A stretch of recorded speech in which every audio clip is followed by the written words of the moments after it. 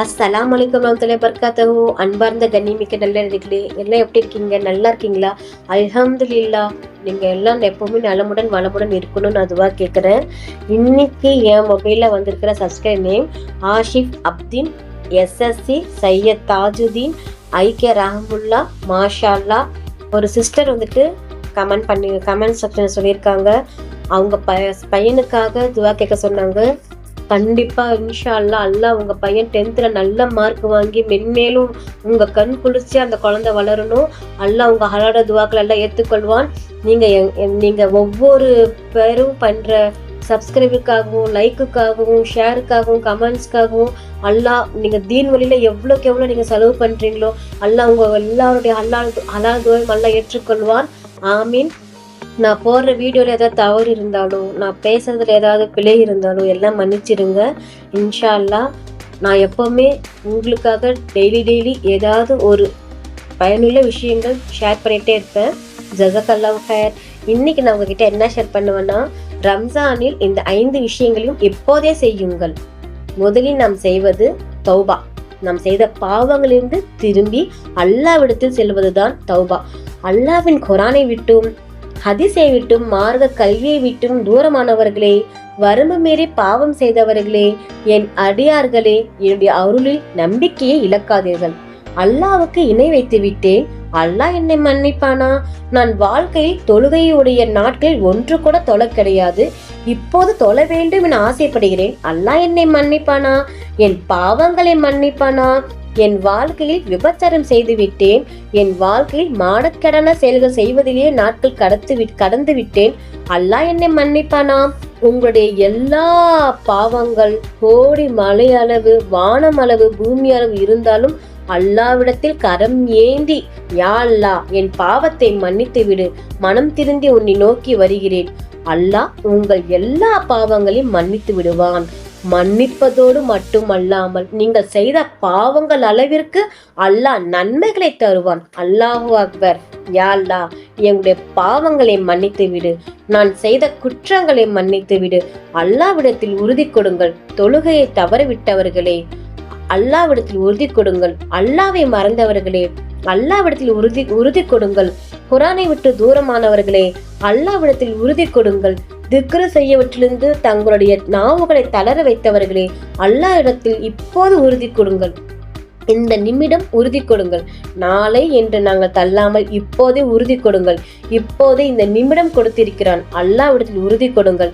இந்த ரமலான் மாதத்தில் உறுதி கொடுங்கள். யா அல்லாஹ் என்னுடைய பாவத்தை மன்னித்து விடு. அல்லாஹ் ரப்புல் ஆலமீன் சொல்கிறான், என்னிடத்தில் இருந்து ஒன்று விரும்புகிறான், உங்களிடத்திலிருந்து ஒன்று விரும்புகிறான், எல்லோரிடத்திலிருந்தும் விரும்புகிறான். அல்லாஹ் உங்களை அவனின் பக்கம் திரும்பிக் கொள்ள அல்லாஹ் விரும்புகிறான். அல்லாஹ் அவனோட சட்டத்தில், அவனோட மார்க்கத்தில் மென்மையை அல்லாஹ் நாடுகிறான். தொழுகை விட்ட பாவம், விபச்சாரம் செய்த பாவம், உலகத்திலுள்ள எவ்வளோ பெரிய பாவம் இருந்தாலும் அல்லாஹ் மன்னிப்பான். அவனிடத்தில் தௌபா செய்தால் அல்லாஹ்வுடைய அருளுக்கு முன்னாடி ஒன்றும் இல்லை. பாவங்கள் அனைத்தும் மன்னிப்பான். எப்போது அவன் அடியான் அவன் பக்கம் திரும்பி வருவானோ என்று அல்லாஹ் எதிர்பார்க்கிறான். நபி ஸல்லல்லாஹு அலைஹி வஸல்லம் அவர்கள் கூறினார்கள், யார் ஒருவர் ரமலானுடைய மாதத்தை அடைந்தும் ரமலானுடைய மாதம் அவர்களை விட்டும் கடந்து செல்கிறது, அவர்களுடைய பாவம் மன்னிக்கப்படாமல் அவர் நாசமாகட்டும் என்று அல்லாஹ்வின் தூதர் முகமது நபி ஸல்லல்லாஹு அலைஹி வஸல்லம் அவர்கள் சொன்னார்கள். அல்லாஹ்விடத்தில் தௌபா செய்யுங்கள். இரண்டாவது, ஜமாத்துடன் தொழுகை. 5 நேரம் ஜமாத் தொழுகை பாதுகாருங்கள். யார் ரமலான் அல்லாத மாதங்களில் ஃபர்லான ஜமாத் தொழுகையுடைய தொழுகைகளை நேரம் தன் மீது கடமை என்பதை அறிந்ததற்கு பிறகும் தொழுகவில்லையோ, வேண்டுமென்று தொழுகை தவற விடக்கூடிய மக்களாக இந்த பூமியில் வாழ்ந்தார்களோ, இவர்களுக்கு ரமலானுடைய மாதத்தில் நோன்பு கிடையாது. ஏன்? தொழுகையை தவற விடுபவன் ஈமான் உடையவன் அல்ல. தொழுகை வேண்டுமென்று விடுபவன், மறதியில் விடுபவன் பெரும் பாவம் செய்கிறான். அசதியில் விடுபவன் பெரும் பாவம் செய்கிறான். உறக்கத்தில் விடுபவன் பெரும் பாவம் செய்கிறான். அல்லாஹ் அவனை மன்னிப்பான். ஆனால் தொழுகை கடமை என்பதை அறிந்தும் இந்த உலகத்துடைய காரியங்களுக்காகவும் இந்த உலகத்துடைய அலுவலர்களுக்காகவும் தொழுகை வேண்டுமென விடுபவன் இஸ்லாமிய மார்க்கத்தை விட்டும் வெளியேறியவன். வெளியேறியவதற்கு நோன்பு கிடையாது. தொழுகை பாதுகாத்து வாருங்கள் மூமின்களே. நபி ஸல்லல்லாஹு அலைஹி வஸல்லம் அவர்கள் சொன்னார்கள், எமக்கும் காஃபிர்களுக்கும் இருக்கக்கூடிய உடன்படிக்கையே தொழுகைதான். ஃபஜருடைய ஜமாத் முனாஃபிர்களுக்கு சிரமமாக இருக்கும். ஃபஜருடைய ஜமாத் முனாஃபிர்களுக்கு சிரமமாக இருக்கும். தொழுகையை அதனுடைய நேரத்தில் தொழாமல் இருந்தால் அல்லாஹ் ரப்புல் ஆலமீன் ஹையா என்ற நரக உடையில் சிக்க வைப்பான். தொழுகை விடுபவர் அல்ல, தொழுகை அந்த நேரத்தில் தொழாமல் இருப்பவர் பாலடைத்தவர்கள். நபி ஸல்லல்லாஹு அலைஹி வஸல்லம் அவர்கள் சொன்னார்கள், நாளை மறுமை நாளில் அல்லாஹ் விசாரிக்கக்கூடிய முதல் விசாரணை தொழுகை. தொழுகை குறித்து தான். அது சரியானால் மற்ற அமல்களும் சரியாகும், அது சரியில்லை என்றால் மற்ற எந்த அமல்களும் சரியாகாது. தொழுகை விடுபவன் காஃபிர். தொழுகையை மறதியில் அல்லது உறக்கத்தில் அசதியில் விடுபவன் பெரும் பாவி. யா அல்லாஹ் ரப்புல் ஆலமீன் இந்த 2 தரத்தை விட்டும் நம்மை பாதுகாப்பானாக. ஆமீன். தொழுகையை அதன் நேரத்தோடு ஜமாத்தோடு தொழக்கூடிய மக்களாக நம்மை ஆக்குவானாக. ஆமீன். நாம் தொழுகை தவறிவிட்ட நேரங்களிலும் தொழுகையில் காட்டிய அலட்சியத்திலும் அல்லாஹ் ரப்புல் ஆலமீன் நம்மிடமிருந்து நீக்குவானாக. ஆமீன். தொழுகையை அதன் நேரத்தோடு ஜமாத்துடன் தொழக்கூடிய மக்களாக நம்மை ஆக்குவானாக. ஆமீன். நாம் தொழுகையை தவறிவிட்ட நேரங்களையும் நாம் தொழுகையை காட்டிய அலட்சியத்தையும் அல்லாஹ் ரப்புல் ஆலமீன் நம்மிடத்திலிருந்து நீக்குவானாக. ஆமீன். தொழுகை இன்ஷா அல்லாஹ் என் வாழ்வில் இறுதி நிமிடம் வரை தொழுகையை ஜமாத்தோடு எவ்வளவு பெரிய காரணங்கள் நம் முன்னால் இருந்தாலும் அதை நாம் நிறைவேற்றுவோம். ஆமீன். அல்லாஹு அக்பர். அல்லாஹ் தான் மிகப்பெரியவன். அவருடைய அழைப்பிற்கு பிறகு இந்த உலகத்துடைய தொழில் நமக்கு ஒன்றும் மிக பெரியதில்லை. உலகத்தோட உறவுகள் மிக பெரியதில்லை. இந்த உலகத்தோட அலுவலகங்கள் மிக பெரியதில்லை. உலகத்தோட ஊதியம் நமக்கு பெரியது இல்லை. அல்லாஹு அக்பர். மிக பெரியவன். தொழுகையை பாதுகாருங்கள். 3வது குர்ஆன். அல்லாஹ் ரப்புல் ஆலமீன் நமக்கு நேர்வழி காட்டுவதற்காக அல்லாஹ் இறக்கிய புத்தகம் குர்ஆன்.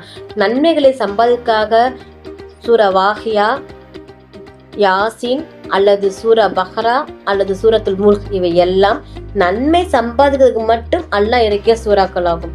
சூரத்துல் ஃபாத்திஹா அதன் நன்மை இறக்குவதற்கு மட்டும் இறக்கிய சூறாக்களாகும். லா இலாஹா இல்லல்லாஹ் 4வது இஸ்திகார் செய்வது, பாவ மன்னிப்பு தேடுவது. அல்லாஹ்வின் தூதர் நபி ஸல்லல்லாஹு அலைஹி வஸல்லம் அவர்கள் சொன்னார்கள், ஒவ்வொரு நாளும் ஒவ்வொரு முறையும் நான் 100 முறை அல்லாஹ்விடத்தில் பாவ மன்னிப்பு தேடுகிறேன். அல்லாஹு அக்பர். உங்களுடைய வாழ்க்கையில் எல்லா துறைகளிலும் பர்க்கத் ஏற்படக்கூடிய ஒன்றுதான் பாவ மன்னிப்பு தேடுவது, அபிவிருத்தியை ஏற்படுத்தக்கூடிய ஒன்று. அடுத்து அல்லாஹ்விடத்தில் அதிகமாக திக்ருகள் செய்வது. எம்முடைய வாழ்க்கையில் தூரமான காரியம் அல்லாஹ்வுக்கு திக்ரு செய்ய நேரமே இருக்காது. லா இலாஹா இல்லல்லாஹ். அல்லாஹ்வின் தூதர் நபி ஸல்லல்லாஹு அலைஹி வஸல்லம் அவர்கள் சொன்னார்கள், உங்களுக்கு நன்மைகள் அறிவித்து தரட்டுமா? உங்களுக்கு நன்மைகளை அறிவித்து தரட்டுமா? அது எப்படி? உங்களுடைய அரசர் இடத்திலேயே பொருந்து கூடும். உங்களுடைய ரப்பு இடத்திலேயே அந்தஸ்துகள் உயர்த்தக்கூடும். தங்கம் வெள்ளி அல்லாஹ்வுடைய பாதையில் கொடுப்பதை விடவும், எதிரிகள் உங்களை வெட்டுவதை விடவும், நீங்கள் எதிரிகளை வெட்டுவதை விடவும், ஜிஹாத்தை விடவும் சிறந்த ஒரு அமலை அறிவித்து தரட்டுமா? எல்லாத்துடைய பெரிய அமல் அது என்ன அமல்? அல்லாஹ்வுடைய தூதரே திக்ரு. அல்லாஹ்வுடைய திக்ரு. அல்லாஹ்வை அதிகமாக நினைவு கூறுங்கள். இறுதியாக எம்முடைய சமூகம் மறந்த ஒன்று, எம்முடைய சமூகம் அலட்சியத்தில் இருக்கக்கூடிய ஒன்று, ரம்லான் மாதத்தில் அதிகமாக பேணப்பட்டு அல்லாஹ்விடத்திலே எம்மை நெருக்கத்திலே உட்படுத்தக்கூடிய ஒன்று, பெற்றோர்களுக்கு பணிவிடை செய்வது. உம்முடைய தாய் தந்தையும் சொர்க்கத்தின் உடைய வாசல்கள். அவர்களை நீங்கள் அடைத்து விட்டால் நீங்கள் சொர்க்கம் நுழைய முடியாது. அவர்களை நீங்கள் அடைத்து விட்டால் அல்லாஹ்விடத்தில் உங்களுடைய பாவங்கள் மன்னிக்கப்படாது. அவர்களை அடைத்து விட்டால் அல்லாஹ் நரகத்தை தவிர உங்களுக்கு எதையும் கூலியாக கொடுக்க மாட்டான். அல்லாஹ்விடத்திலே நெருங்குவதற்கு எனக்கு ஒரு அமல் இல்லை, பெற்றோர்களுக்கு பணிவிடை செய்வதை விட என்று இப்னு அப்பாஸ் ரஸியல்லாஹு அன்ஹு சொன்னார்கள். கண்ணியத்துக்குரியவர்களே, தாய் தந்தைக்கு பணிவிடை செய்தால் அல்லாஹ் நம்முடைய தொழுகைக்கு பின்பு விரும்பக்கூடிய மிக முக்கியமான காரியம். அல்லாஹ்வை வணங்குங்கள், இணை வைப்பதிலிருந்து விலகி பெற்றோர்களுக்கு பணிவிடை செய்யுங்கள். குர்ஆனில் எத்தனை வசனம் பேசுகிறது தெரியுமா?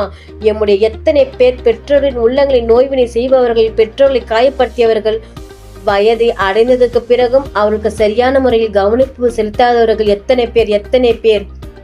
லா இலாஹா இல்லல்லாஹ். இவர்கள் எல்லாம் ரம்லான் மாதத்தில் எத்தனை நோன்பு வைத்தாலும் எந்த குழியும் இல்லை. இவர்கள் ரம்லான் மாதத்தில் தொழுதாலும் அந்த தொழுகை எந்த குழியும் இல்லை. இவர்கள் அல்லாஹ்வை எவ்வளவு நெருங்கினாலும் இந்த செயல்கள் இவர்கள் வாழ்க்கையில் இருக்கும் வரை அல்லாஹ் இவங்களுக்கு ஒரு கடுகளவு கூட நெருங்க முடியாது. அவ்வளவு கண்ணியமான ஒரு அமல் உதாசனப்படுத்துகிறது, நிராகரிக்கப்படுகிறது, மறுக்கப்படுகிறது. பெற்றோரோட வெறுப்போடு தான் இன்று பல பிள்ளைகள் வாழ்கிறார்கள். வயது அடைந்ததற்கு பிறகு அவர்களை கவனிப்பது எல்லாம் இவங்களோட வாழ்க்கையோட நேரங்கள், அதற்கு கொடுப்பதெல்லாம் இவங்களோட வாழ்க்கையில மிகப்பெரிய பாரம். சிறு வயதிலிருந்து அவன் வயது அடையும் வரை தன் வாழ்க்கையே அனைத்தையும் ஒப்படைத்த பெற்றோருக்காக இவன் வயது அடைந்ததுக்கு பிறகு ஒரு 5 நிமிடம் கொடுப்பது, இவனோட வாழ்க்கையிலே கொடுப்பது மிகப்பெரிய பாரம். அல்லாஹ் மன்னிப்பனாக இவர்களை போன்றவர்களை. யா அல்லாஹ், நாம் அனைவருக்கும் தௌஃபீக் செய்வானாக. நாம் அனைவரின் ஹலாலான துஆக்களையும் ஏற்றுக்கொள்வானாக. நபி ஸல்லல்லாஹு அலைஹி வஸல்லம் சுன்னத்தில் வாழ்வோம், இன்மையிலும் மறுமையிலும் வெற்றி பெறுவோம். என்னுடைய வீடியோ பிடித்திருந்தால் லைக் பண்ணுங்க, 4 பேருக்கு சொல்லணும்னா ஷேர் பண்ணுங்க. இன்னும் மேலும் நிறைய பேர்த்துக்கு போய் பயனடையணும்னா சப்ஸ்கிரைப் பண்ணுங்க. அல்லாஹ் அவங்க எல்லாருடைய துஆக்களையும் ஏற்றுக்கொள்வானாக. ஆமீன் ஆமீன். அஸ்ஸலாமு அலைக்கும் வரஹ்மத்துல்லாஹி வபரகாத்துஹு.